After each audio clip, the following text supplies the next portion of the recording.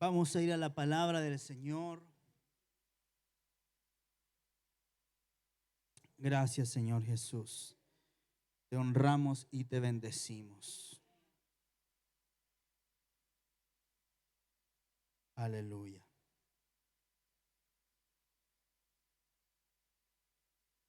Amén. Amén. ¿Cuántos están felices de estar acá? Amén. Yo estoy muy feliz, estoy contento de poder estar acá en casa de vuelta. Estuvimos unos días fuera de Santiago con mi familia, con mi esposa, con mis hijos. No nos queríamos venir, la verdad. Pero hay una responsabilidad. Amén. Hay una responsabilidad con lo que el Señor nos ha encomendado. Así que muy bien, vamos a ir a la palabra, chiquillos. Quiero que por favor, si tiene Biblia, abra su Biblia en Juan 3, 16 y 17. Vamos a ir a la palabra del Señor. Hoy es un día especial. Hoy enviamos a nuevos servidores de Grupo Conectado. Van a abrir, hoy día esta semana se abren 6 nuevos grupos. Así que mire qué bueno que es el Señor. Tremendo. Y hay algunos hermanos que no van a abrir grupos, pero van a estar coliderando en sus grupos actuales. Así que este es un tiempo de bendición. Amén. ¿Sabe? Es importante que como iglesia nosotros sepamos que una pandemia no nos puede detener. Amén. Una crisis no nos puede detener. Una crisis financiera a usted no lo puede detener. Una crisis en su salud a usted no lo puede detener porque tenemos una encomienda de parte de Dios. Diga conmigo, yo tengo una encomienda de parte del Señor. Y como hoy ungimos nuevos servidores, la palabra que traigo tiene que ver con eso, con almas para Jesús. Amén. ¿Cuántos saben que estamos aquí en esta tierra para ganar almas para el reino de Dios? Amén. Bueno, si usted no lo sabía, hoy día lo tiene que saber. Usted está puesto aquí para ganar almas para el reino de Dios. ¿Me dice amén? Amén. Y vamos a ir a la palabra, Juan 3, 16 y 17. Dice la Escritura, porque de tal manera amó Dios al mundo que dio a su Hijo unigénito, para que todo aquel que en Él cree no se pierda, mas tenga vida eterna. Porque Dios no envió al Hijo al mundo para que juzgara al mundo, sino para que el mundo fuera salvo por Él. Amén. Vamos a orar al Señor. Incline su cabecita y vamos a pedirle al Espíritu de Dios que Él nos hable en esta mañana. Padre amado, te damos gracias por la presencia maravillosa de tu Espíritu Santo en este lugar. Señor, necesitamos oír tu voz. Necesitamos saber qué es lo que está en tu corazón.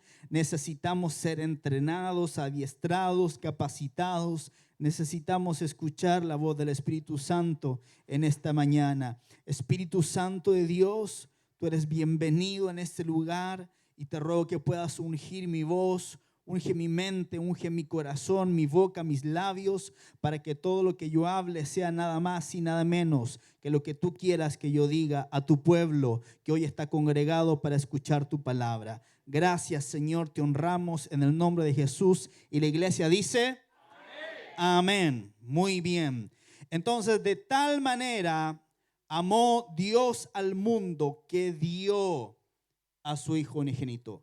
Cuando tú amas, tú das. Amén. Y Dios el Padre amó de tal manera este mundo perdido que Él dio a su Hijo unigénito para que todo aquel que en Él cree no se pierda, sino que tenga ¿qué? Vida eterna. ¿Cuántos tienen vida eterna en esta mañana? Si usted ha creído en el Señor Jesucristo, dice la Escritura que usted tiene vida eterna. No que usted va a tener un día cuando usted se muera, sino que usted ya tiene vida eterna. ¿Me dice amén? Entonces empecemos a disfrutar la vida eterna desde ya. Porque Dios no envió al Hijo al mundo para que juzgara al mundo, sino para que el mundo fuera salvo por Él. Escuche, para que el mundo fuera salvo por él. Lo voy a repetir otra vez, para que el mundo fuera salvo por él.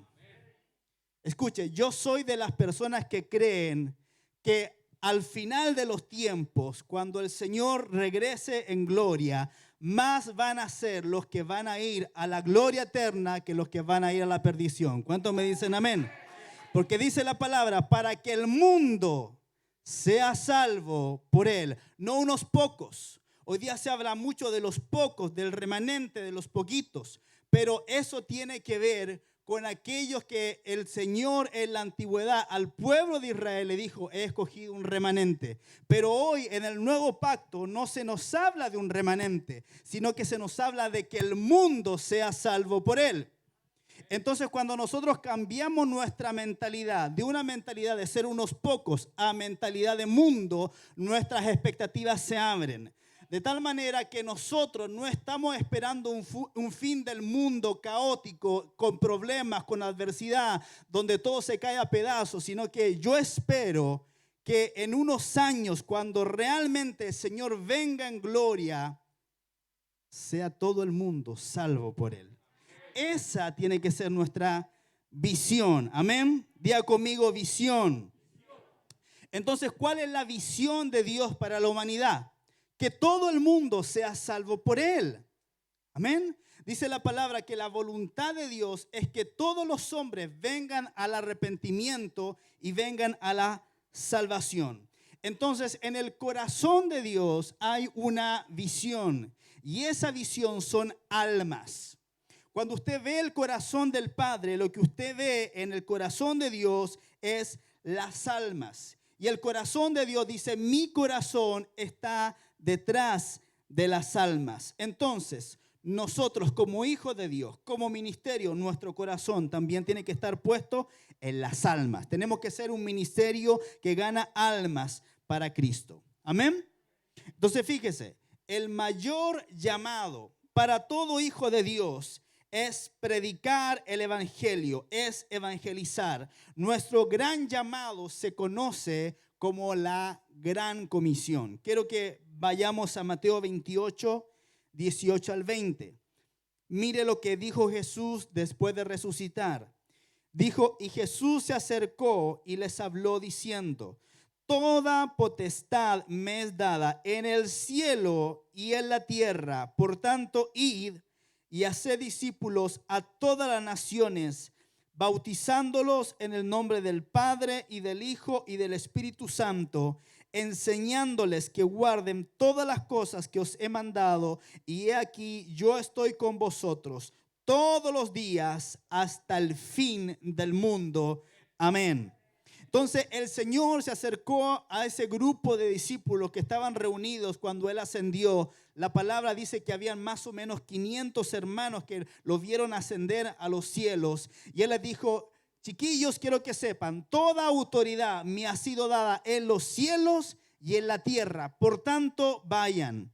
O sea, es porque Cristo recobró la autoridad que Adán le había entregado a las tinieblas. Por tanto, Cristo la recobró, es que ahora nosotros podemos ir al mundo y predicar el evangelio a toda criatura. Y entonces Jesús dijo, toda potestad me es dada en el cielo y en la tierra, por tanto, id y haced discípulos a todas las naciones. Fíjese que era un grupo pequeño, todo empezó con 12 discípulos. Y hoy, al día de hoy, somos miles de millones en todas las naciones que confesamos que Jesucristo es el Señor.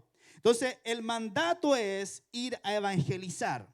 Y escuche, este mandato no es solamente para los pastores o para los evangelistas. Existe un concepto errado en la iglesia de hoy que dice que el encargado de evangelizar es el pastor. Algunas personas hasta dicen, bueno, al pastor hasta se le paga para eso. Pero sabe que la escritura dice otra cosa. Los que tienen este tipo de mentalidad están destruyendo el evangelismo en las iglesias, porque todo creyente tiene el llamado a evangelizar. ¿Me dice amén? Entonces, el llamado principal del pastor es enseñar, es entrenar, es equipar a los creyentes para que ellos evangelicen y ganen almas. Amén. Mire lo que dice la escritura en Efesios 4:11 y 12. Dice, ahora bien, Cristo dio los siguientes dones a la iglesia: los apóstoles, los profetas, los evangelistas y los pastores y maestros. Ellos tienen la responsabilidad de preparar al pueblo de Dios para que lleve a cabo la obra de Dios y edifique la iglesia, es decir, el cuerpo de Cristo. Fíjese, dice, ellos tienen la responsabilidad de preparar ¿a quién?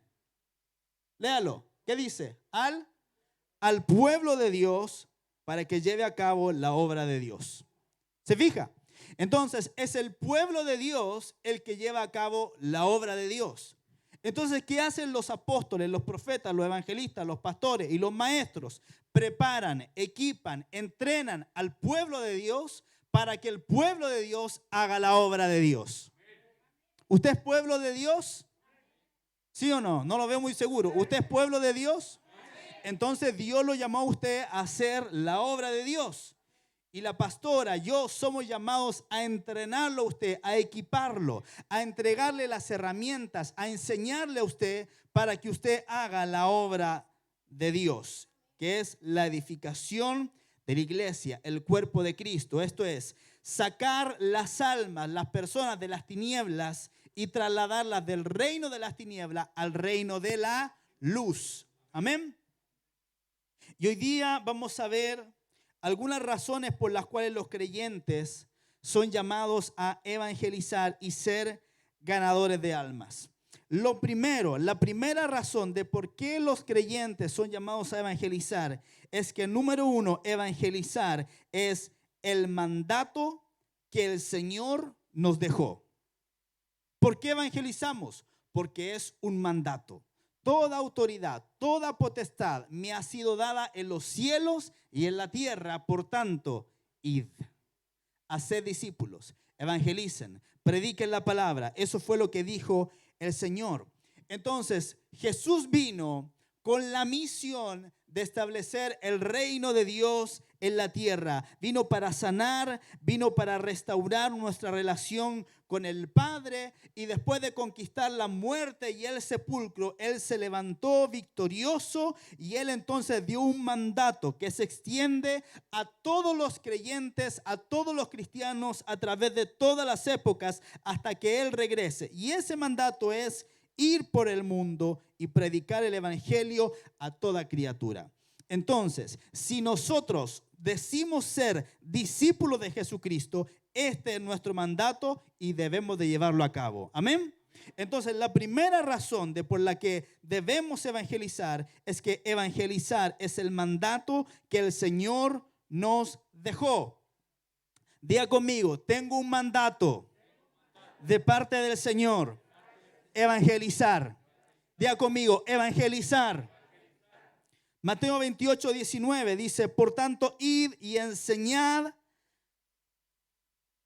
al vecino. ¿No? ¿Qué dice? A las naciones. Por tanto, id y enseñad a todas las naciones. Esa es una tarea muy grande, ¿verdad que sí? Entonces, la gran comisión de la iglesia es discipular a las naciones. No a gente de las naciones, sino que naciones completas. Yo quiero que usted entienda esto. Nuestro llamado no es salvar a unos poquitos que se van a ir con el Señor. Entienda, nuestro llamado es evangelizar naciones enteras.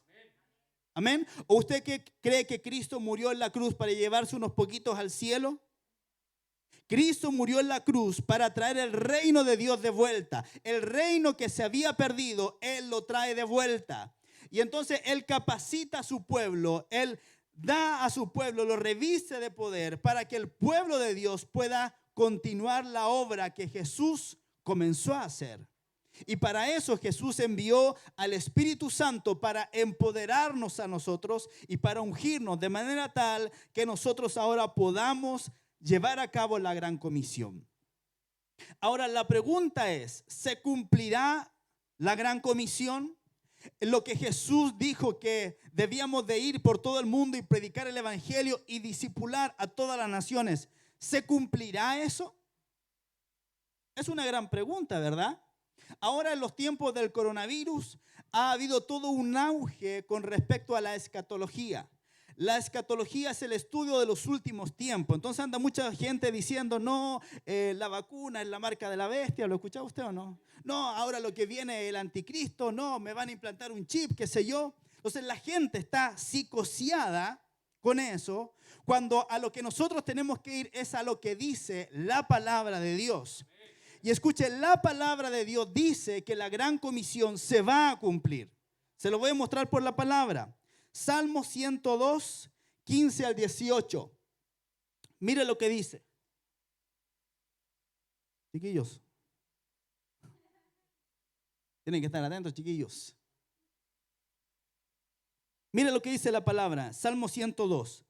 Así las naciones. ¿Recuerda que Jesús dijo que debíamos discipular a las naciones? Mire lo que dice. Así las naciones temerán el nombre de Yahvé y todos los reyes de la tierra tu gloria. Y mire lo que dice aquí, es muy específico. Dice, esto será escrito para la postrera generación, para que un pueblo aún por crear alabe a Yahvé. O sea, la postrera generación, la última generación va a ser cuando todas las naciones vayan al Señor. Eso es lo que dice la palabra. Lo estamos leyendo, ¿no? Así las naciones temerán el nombre de Yahvé y todos los reyes de la tierra tu gloria. Esto será escrito para la postrera generación, para la última generación, para que un pueblo aún por crear alabe a Yahvé. O sea, hay gente que todavía no existe en esta tierra, pero Dios ya la tiene destinada para ser parte de la última generación, y esa generación verá el retorno del Señor. Yo no sé si esa generación va a ser esta generación, la generación de mis hijos, de mis nietos, de mis bisnietos. Yo no tengo ni la menor idea. Pero lo que yo sí sé es que mis generaciones van a estar en esta tierra cuando sea el retorno del Señor. Y eso va a ser tremendo y glorioso. ¿Cuántos dicen amén? Entonces, lo primero, el primer motivo por el cual los creyentes son llamados a evangelizar es porque evangelizar es el mandato que el Señor Jesús nos dejó. Y ese mandato es la gran comisión. Y la palabra dice que eso se va a cumplir. Por lo tanto, si yo no soy esa última generación, mi tarea es trabajar y entrenar generaciones de creyentes para que cuando venga esa última generación, el Padre diga, esa generación está ahí porque hubo un Pablo Medina que se preocupó de entrenarnos, que no estaba psicoseado de que el rapto, de que ahora se acaba todo, de que la marca de la bestia, de que el chip de aquí y allá, porque hay gente que está más preocupada de irse pronto y que tiene las maletas al lado de que hacer la encomienda que el Señor nos dejó. Amados, la palabra dice que debemos de ocuparnos hasta que Él venga. Así que si usted hizo la maleta, desarme la maleta. Se lo digo de una. Si usted hizo la maleta, desarme la maleta y preocúpese de predicar el evangelio. Amén. Bien. Segundo motivo de por qué nosotros debemos evangelizar. Escuchen. Número 2. Jesús es un ganador de almas. Diga conmigo, Jesús es un ganador de almas. Primera de Timoteo 1:15 dice, fiel en la palabra y digna de toda aceptación, que Cristo Jesús vino al mundo a salvar pecadores. Chiquillos, hey, Jan, Vicente, atentos acá por favor. Dice la palabra, fiel en la palabra y digna de toda aceptación, que Cristo Jesús vino al mundo, ¿a qué? ¿A qué vino el Señor al mundo? A salvar pecadores. Entonces, la misión principal de Jesús es la salvación de la humanidad y así establecer su reino en la tierra. Independientemente de cuál sea nuestro don o posición dentro de la iglesia, todos debemos ser primero ganadores de almas. Amén. Así que si usted es un intercesor, usted es ganador de almas. Si usted trabaja con los niños, usted es un ganador de almas. Si usted está con los jóvenes, usted es un ganador de almas. Si usted está en la alabanza, usted debe ser un ganador de almas. Si usted está liderando un grupo conectado, usted es un ganador de almas. Si usted está en la puerta de la iglesia, usted es un ganador de almas. Si usted es pastor, diácono, lo que sea, usted debe ser primero un ganador de almas. ¿Por qué? Porque Cristo Jesús vino al mundo, ¿a qué? A salvar pecadores. Fíjese que el primer reto que Jesús les hizo a sus discípulos fue el de ser pescadores de hombres. Dice la palabra en Mateo 4:19. Venid en pos de mí y os haré pescadores de hombres. Pedro era pescador de peces. Juan era pescador de peces. Ellos estaban con las redes, dice la palabra, cuando Jesús vino y los llamó. Y les dijo, vengan y yo los voy a hacer pescadores de hombres. ¿Qué somos entonces? Pescadores de hombres y de mujeres también. ¿Ok? Somos pescadores de hombres. Entonces, escuche, Jesús no era solo un ganador de almas, sino que también entrenó a sus discípulos para que hicieran lo mismo que él. Jesús llamó a los 12 y les impartió poder y autoridad y les dijo, vayan y prediquen. Jesús llamó a los 70 y les impartió poder y autoridad, les dijo, vayan y prediquen, resuciten muertos, sanen enfermos, limpien leprosos, liberen cautivos, den vista a los ciegos. Eso fue lo que el Señor les mandó hacer, predicar el reino, ganar almas, ser pescadores de hombres.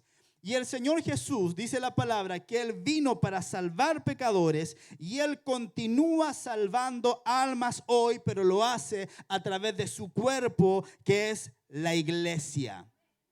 Amén. Entonces el Padre está en su trono en el cielo. Jesús está a la diestra del Padre intercediendo por nosotros. Pero ahora con nosotros aquí está el Espíritu Santo de Dios y Él nos llena y nos empodera, no para que sintamos bonito, no para que lloremos, sino que para que ganemos, ¿qué cosa? Almas. Muy bien, me agarró la idea. Entonces, usted es la pieza vital necesaria para buscar a la gente y sacarla de donde está con el poder del evangelio. Ahora, ¿dónde Jesús iba a buscar a la gente? Mateo 4:23 dice, y recorría toda Galilea, enseñando en las sinagogas de ellos, proclamando el evangelio del reino y sanando toda enfermedad y toda dolencia en el pueblo. Él recorría toda Galilea. Jesús fue a buscar a la gente a las montañas, a las casas, a las villas, a las sinagogas. Nosotros tenemos que ir donde la gente está. Por eso que yo felicito hoy día a los jóvenes de la iglesia que están saliendo a evangelizar, y denle un aplauso al Señor por los jóvenes de la iglesia, porque están saliendo a evangelizar. Es tremendo lo que el Señor va a hacer con ellos. Entonces debemos buscar a la gente en los vecindarios, en las escuelas, en los parques, en los centros comerciales, en las tiendas, en los supermercados, en las estaciones de gasolina, en los restaurantes. Tenemos que ir donde la gente está. No podemos esperar que la gente venga acá. Somos nosotros los que tenemos que salir allá. Amén. Me dice amén. Entonces, número 1, evangelizar es el mandato que el Señor nos dejó. Número 2, Jesús es un ganador de almas. Número 3, la cosecha es abundante y está lista para ser recogida, pero los obreros son pocos.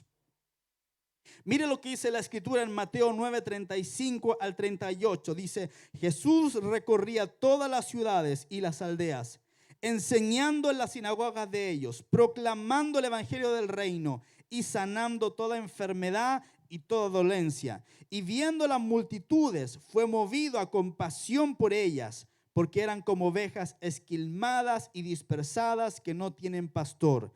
Entonces dice a sus discípulos, a la verdad, la mies es mucha, pero los obreros pocos. Rogad pues al Señor de la mies para que envíe obreros a su mies. Entonces la mies, la cosecha es mucha, dice la palabra. El problema es que los obreros son pocos. ¿Cuáles son los obreros? Los obreros son los que se ponen el overol para trabajar. Entonces a veces nosotros pensamos que lo único que tenemos que hacer es interceder para que la gente venga, para que la gente llegue. Eso es una parte de lo que tenemos que hacer. Pero la segunda parte es que nosotros nos pongamos el overol, salgamos a trabajar, salgamos a evangelizar, le hablemos al vecino, le hablemos al amigo, le hablemos al compañero de trabajo, al compañero de colegio, al compañero de universidad, y usted use la boquita linda que usted tiene para predicar el evangelio y que se atreva a decir a los demás que hay un Cristo que salva, que sana, que libera, que da vista a los ciegos, que Él sana a los sordos, que Él quita la opresión. Amén. Tenemos que aprender, amados, a hablar. Hay gente que, he dicho a veces, son como agentes secretos. O sea, son creyentes, pero como creyente encubierto, ¿me entiende? Mientras menos gente se entere que es creyente, mejor para ellos. El que sabe cuál es el problema, que cuando la gente se entera que nosotros somos creyentes, tenemos que empezar a dar el ejemplo. Y eso es lo que no le gusta a muchos creyentes.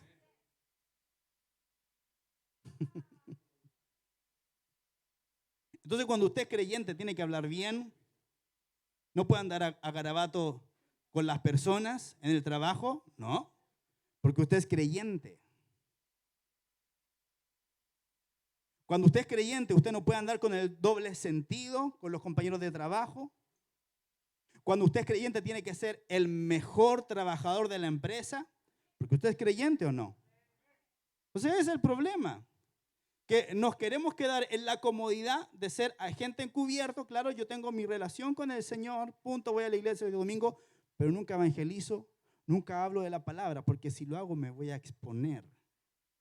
Y amados, lo que necesitamos es recibir osadía, valentía de nuevo para exponernos, perder la vergüenza, amados. Necesitamos perder la vergüenza, amados.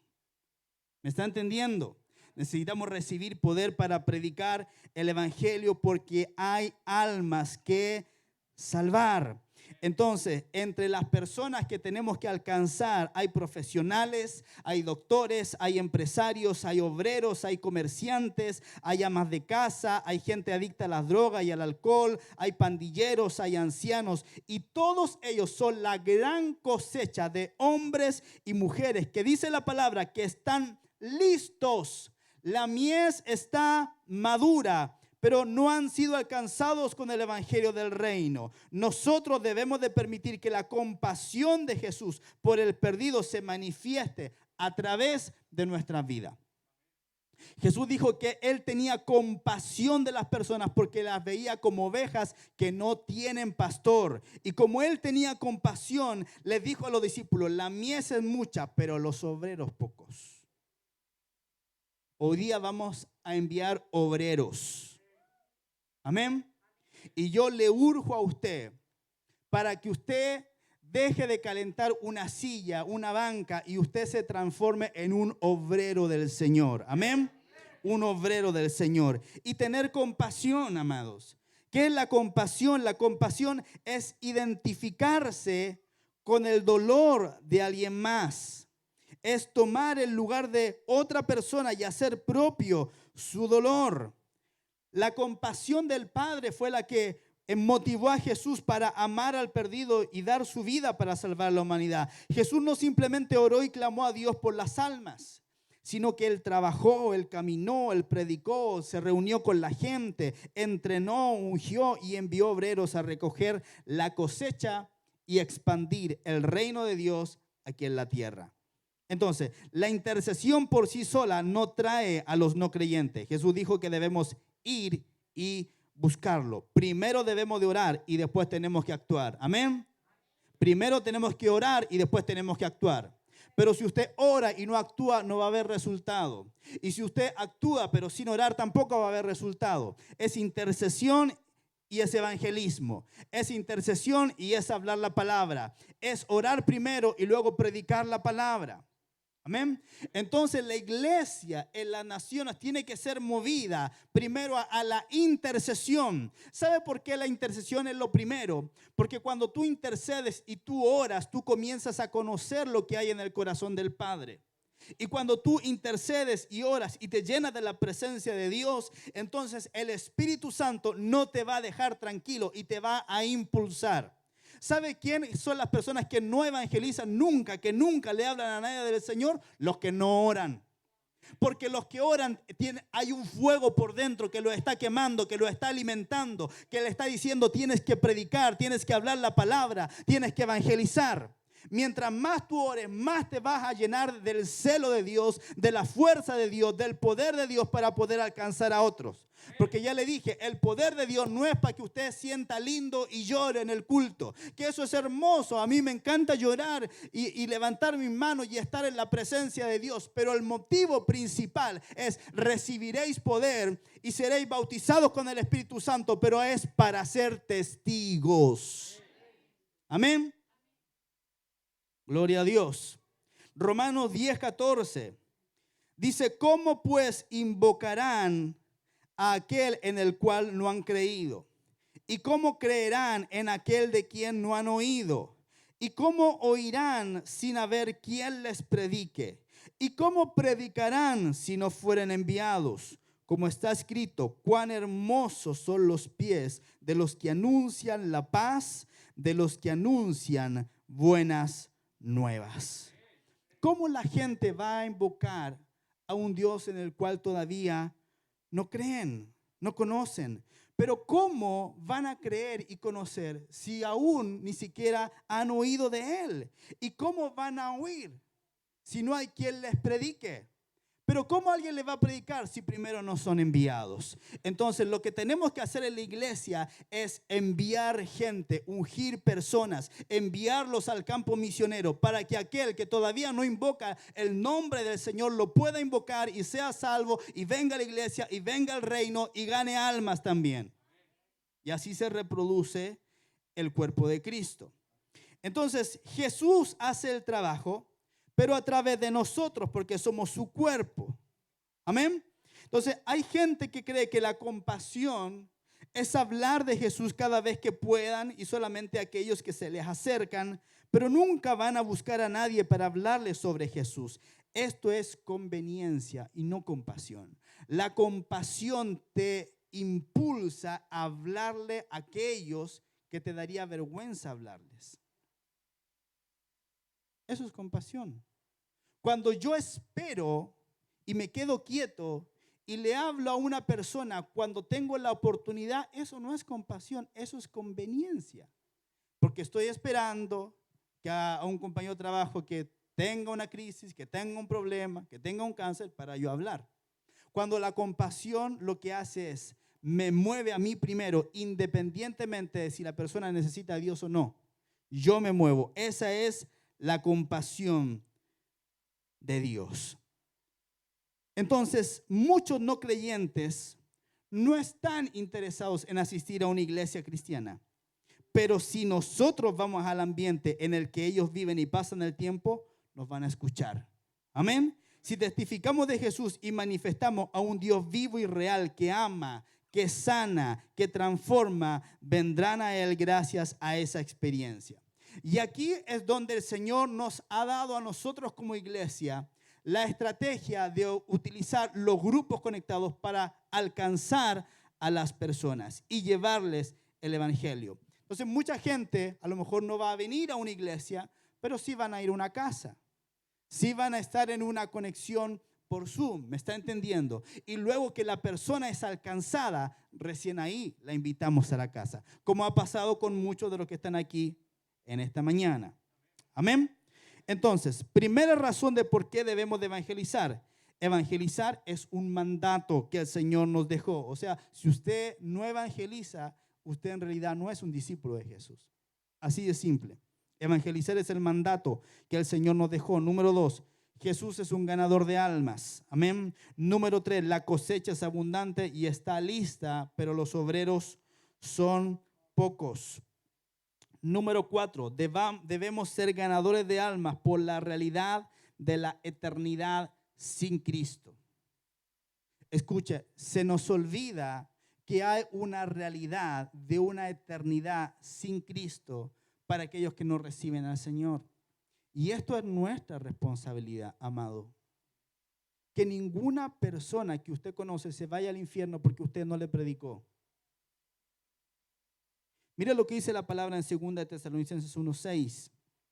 Dice, ya que es justo de parte de Dios retribuir con aflicción a los que os afligen, y a vosotros que sois afligidos, daros reposo con nosotros en la manifestación del Señor Jesús desde el cielo con ángeles de su poder, en llama de fuego que da retribución a los que no conocen a Dios ni obedecen al evangelio de nuestro Señor Jesús, los cuales pagarán el castigo de eterna destrucción, excluidos de la presencia del Señor y de la gloria de su poder. Estos son versículos que a mí no me gusta leer, porque yo quiero leer del amor de Dios, de la misericordia de Dios, pero sabe que también hay un juicio de Dios. Y eso es bastante claro, dice, los cuales pagarán el castigo de eterna destrucción, excluidos de la presencia del Señor y de la gloria de su poder. Pero sabe, usted y yo tenemos el antídoto. Se llama la predicación del evangelio. Entonces, es nuestra responsabilidad como hijos de Dios predicar el evangelio de salvación, y el Espíritu Santo va a obrar en aquellos que reciban el mensaje dándoles vida eterna. Amén. Entonces, no es usted el que va a generar la salvación de una persona, pero usted es el medio, usted es el vaso. Amén. Entonces, cuando uno tiene un vaso, por ejemplo, yo tengo un vaso acá, el vaso no es lo importante. ¿Qué es lo importante? Es el agua. Pero para que el vaso yo lo pueda usar y me quiera tomar esa agüita, el vaso tiene que estar limpio. Si el vaso está sucio, yo no puedo ocupar el vaso. ¿Me está entendiendo? Entonces nosotros, ¿qué es lo que tenemos que hacer? Ir a la fuente, lavarnos, limpiarnos, purificarnos de todo pecado, de toda inmundicia, para que el Señor pueda usarnos a nosotros. Entonces usted es un vaso, y dice la palabra que hay vasos de honra y hay vasos de deshonra. Yo quiero ser un vaso de honra para el Señor, un vaso útil, que Él me pueda usar a mí. ¿Usted quiere ser un vaso útil para el Señor? Amén. Debemos ser vasos útiles para el Señor. Primera de Corintios 1:21 dice, por cuanto en la sabiduría de Dios, el mundo por su sabiduría dejó de conocer a Dios, agradó a Dios salvar a los creyentes por medio de la necedad de la predicación. Dios va a salvar a través de la predicación. Si usted no predica, Dios no puede salvar. Agradó a Dios salvar a los creyentes por medio de la necedad de la predicación.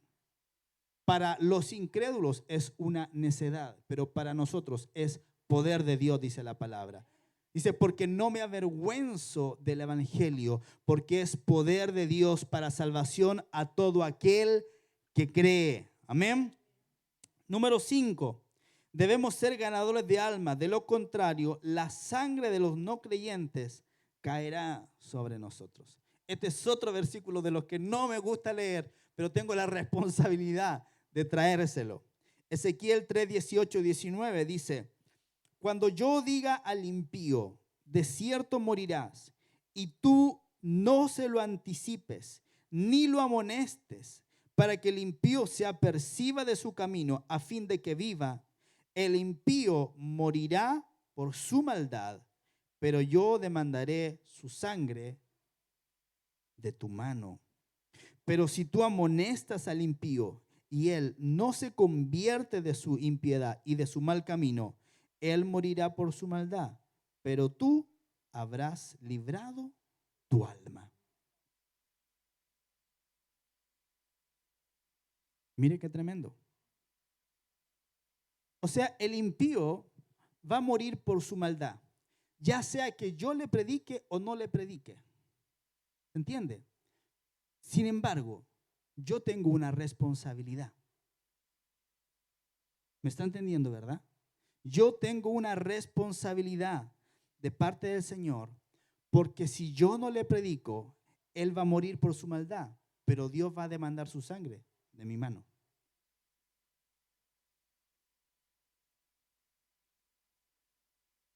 El evangelio no es un juego, amados.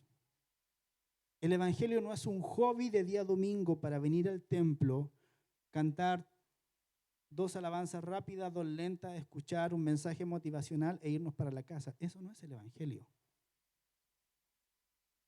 El evangelio es predicar la palabra de Dios, sobre todo a aquellos que no conocen al Señor, para que vengan a la salvación. Amén. Eso es el evangelio. Y esto debería poner el temor de Dios en nuestros corazones. Porque muchos piensan que nada va a pasar, que no habrán consecuencias por no hablarle a otros sobre Jesús. Pero el Señor nos advierte del peligro de no predicarles a otros esta gran verdad. Mire lo que dice el apóstol Pablo en 1 Corintios 9:16. Dice, porque si anuncio el evangelio, no me es motivo de gloria, pues me es impuesta necesidad.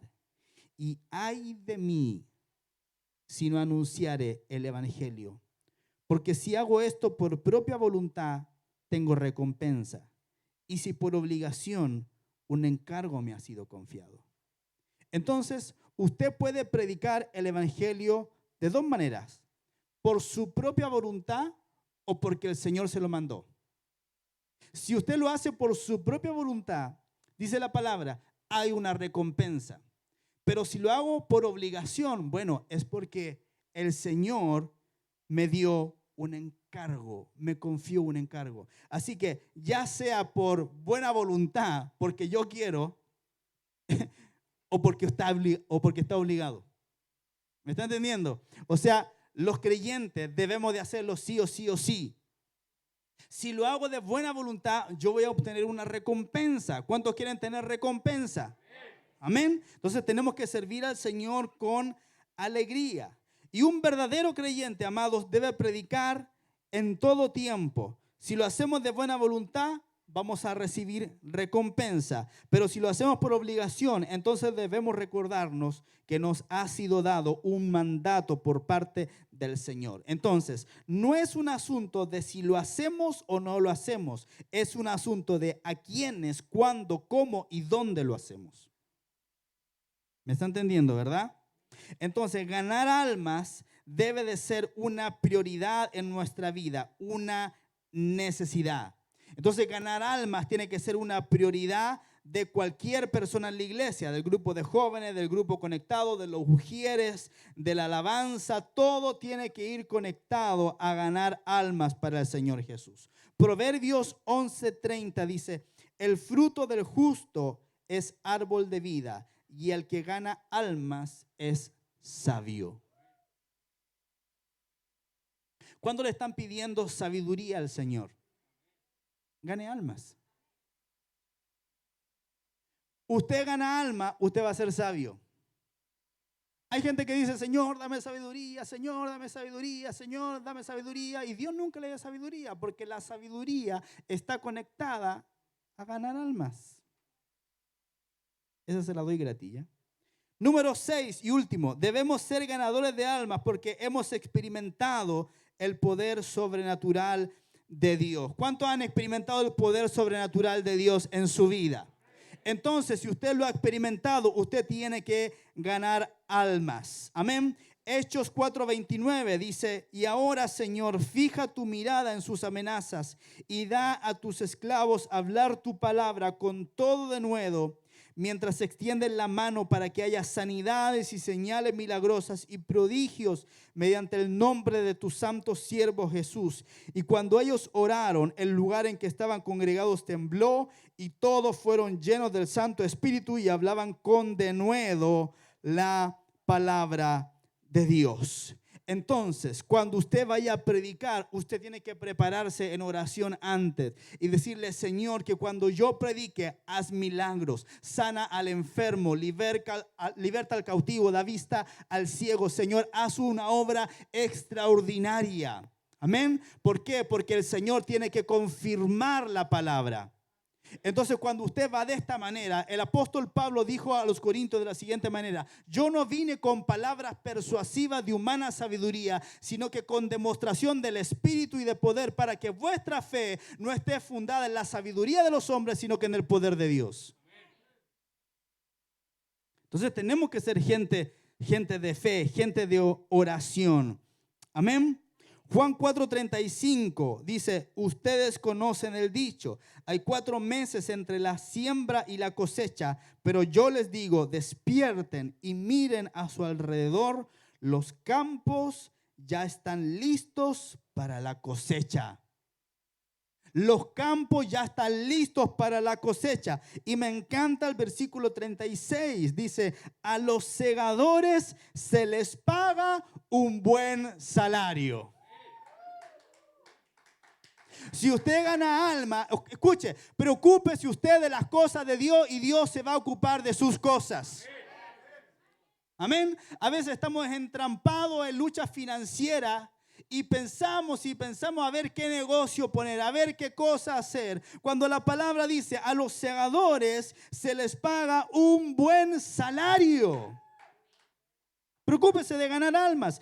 Dice: y los frutos que cosechan son personas que pasan a tener la vida eterna. Qué alegría le espera tanto al que siembra como al que cosecha. Así que usted preocúpese de sembrar la palabra, preocúpese de regar la palabra, que el que produce el crecimiento es el Señor. Y a su tiempo, dice la palabra, segaremos si no desmayamos. ¿Sabe por qué muchas veces no cosechamos? Porque desmayamos en el intertanto, pues, amado. Porque estamos a punto de obtener la cosecha y nos vamos para atrás. Y guateamos. Gracias por la palabra, la expresión perfecta. Guateamos. Nos viene la falta de fe, nos viene la incredulidad, nos viene la maña. ¿Verdad? Dejamos de orar, dejamos de buscar a Dios cuando la cosecha estaba lista y la cosecha se perdió. ¿Por qué? Porque desmayamos. Amén.